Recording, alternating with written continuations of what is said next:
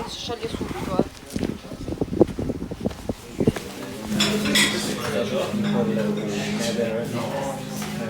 Una stamina. Deadlines.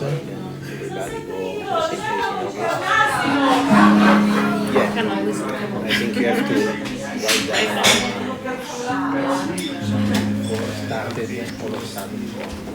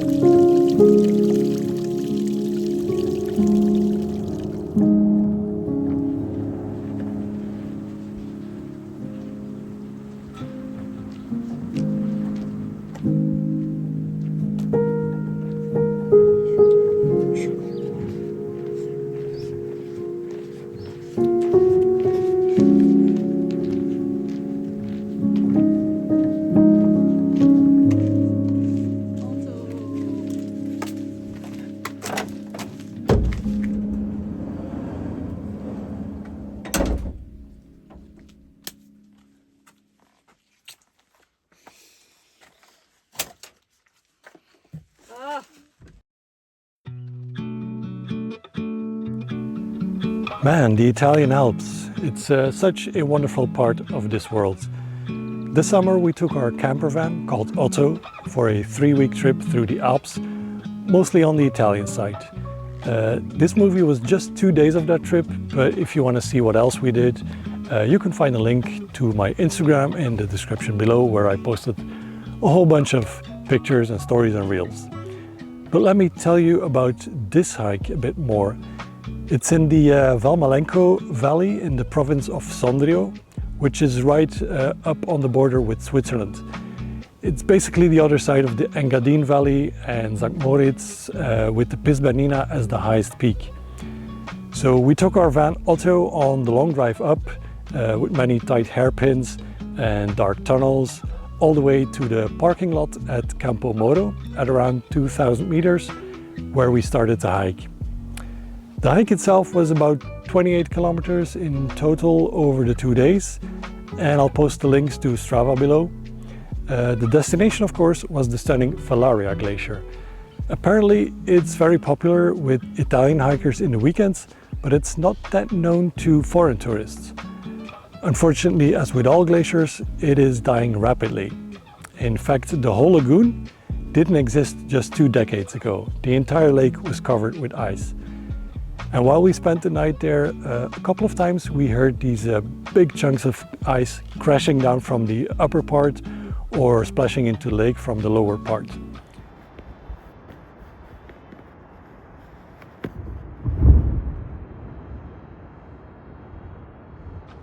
And yes, we camped right next to the glacier lake. It's not always clear, with rules being different from region to region, but I think it's legal there. We were above 2,500 meters and not in any nature reserve, so it should be good. Of course, we had an amazing time there, just watching the glacier and the mountains, surrounded by about a dozen ibex. In the morning there was even a thin sheet of ice on the lake. So on day 2 we retraced our steps back down for a couple of kilometers and then climbed up to the saddle, the Forcella di Fellaria, at 2,800 meters.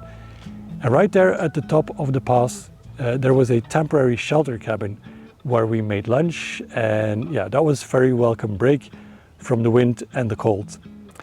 This was also where we met Matteo, a local hiker, and he asked us to join him on the descent as he was struggling a bit with vertigo. And to be honest, the trail back down to Rifugio Carate was probably some of the most technical and complex terrain I've ever hiked. Just a long stretch of rock slide scattered with these big sharp boulders. Afterwards, Matteo bought us drinks in the Rifugio, and yeah, later we even saw a helicopter picking up the temporary shelter where we just had lunch a few hours earlier. All in all, yeah, this was a fantastic hike on a fantastic trip. As I said, do check my Instagram for more. Summer is pretty much on its very last legs here, and in a few weeks we're dropping Otto off to be converted in a proper camper van. We have some big plans for next year, but we'll probably do another shorter hike close to home this fall. So you know the drill. Subscribe to stay tuned, and I'll see you in the next one. Bye.